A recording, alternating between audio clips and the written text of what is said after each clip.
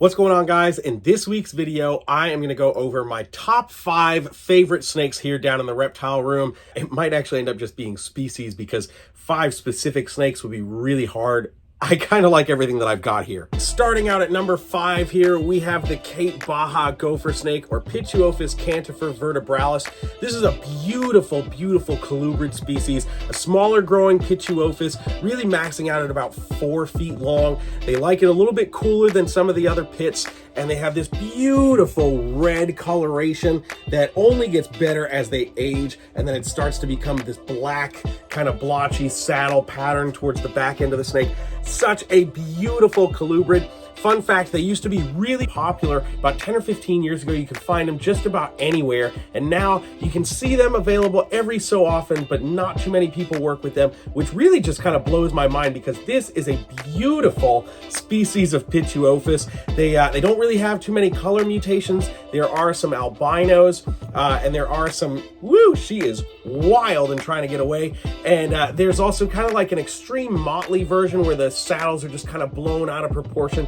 But cool snakes. Like I said, they like it a little bit cooler than some of the other pits. They don't like huge meals, but a very, very fun little Pituophis species. So this is definitely number 5 of the top 5. Okay, guys, sticking with colubrids, this is actually going to be number 4 on the list here. And this is the San Luis Potosi king snake, or the Mex-Mex king snake.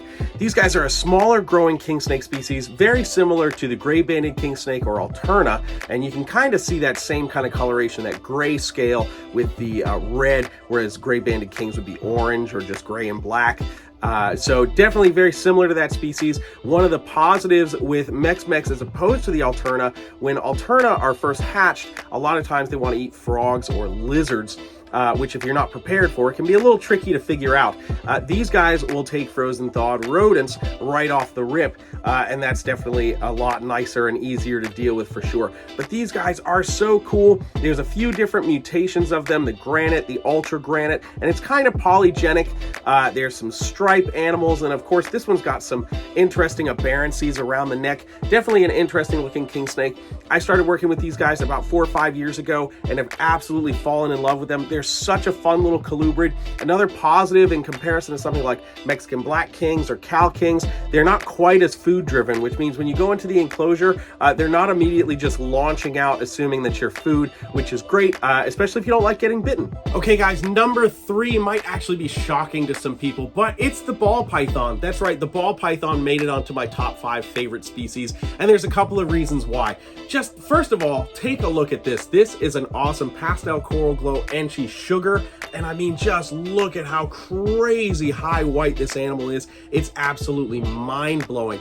But ball pythons definitely make this top 5 because they're such an amazing species, a species that have been a cornerstone for me basically since my inception. It was the first species of snake that I kept, and I absolutely love just how easy to manage they are. And again, of course, they make great first pets. And when we're talking about reptiles and sharing our passion about reptiles, you know, we're also trying to get other people involved. We love it when we see people's eyes light up because they see something wild like this ball python right here, and then all of a sudden you've created somebody's brand new interest. And we're not necessarily trying to get people to start breeding reptiles, but just to enjoy reptiles, do some research, learn about the species, because the more you know, the more information you can share. And of course, when we're talking about reptiles and all wildlife, we want to be able to preserve them, and we want people to know about them.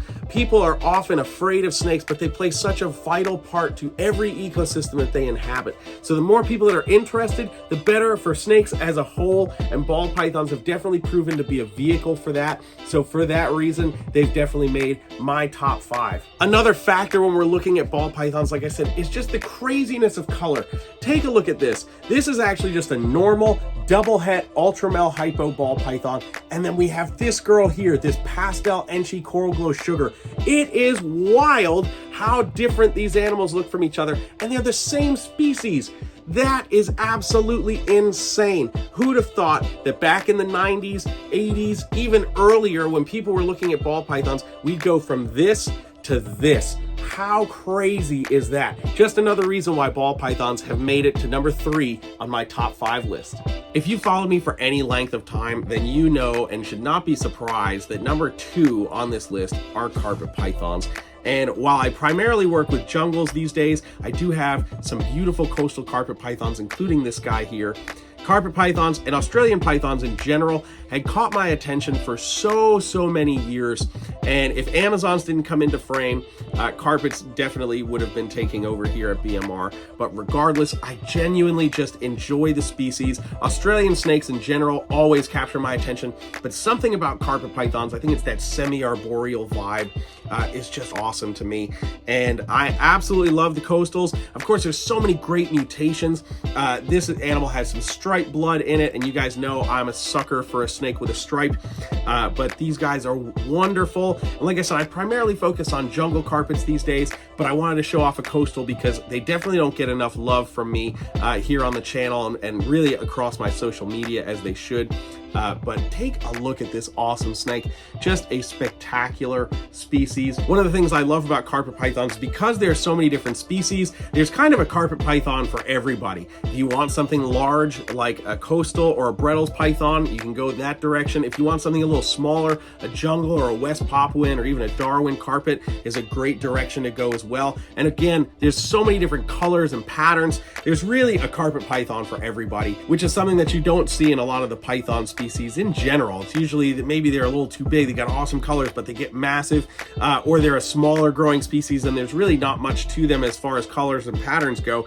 So you're kind of stuck on either side, but the carpet pythons are a great kind of medium to that, which is another thing that I absolutely love about them.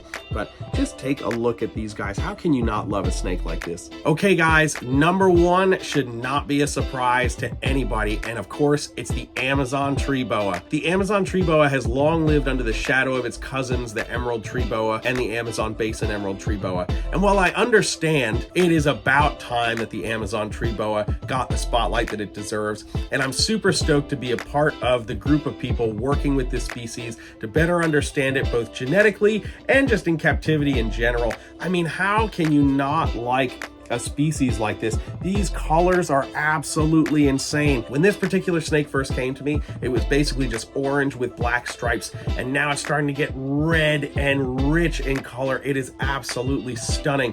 This is just one of the things that I absolutely love about the species. So I've made some videos kind of discussing husbandry and what you really need to successfully maintain these Amazon tree boas. And overall, I think they're far less challenging than the emerald tree boas can be. Very easy to establish if you're getting in imported animals.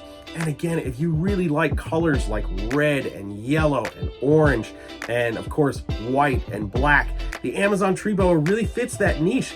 I mean, this animal alone is red, orange, and black and is absolutely wild looking. So I really think Amazon tree boas are finally getting their just desserts, and it's about time. Again, I'm so stoked to be one of the people that's really diving in and working with this species to really figure out as much as possible, not just genetically, but just keeping the species successfully in captivity. I'm so excited for the future here at BMR and just for the species as a whole. If you guys enjoyed this video, do me a favor, make sure you hit the subscription button and the notification bell, like this video, and leave a comment down below. Let me know if one of your favorite species was highlighted in this video, and if not, let me know what your favorite species of snake is down below in the comments. I will see you guys on the next one.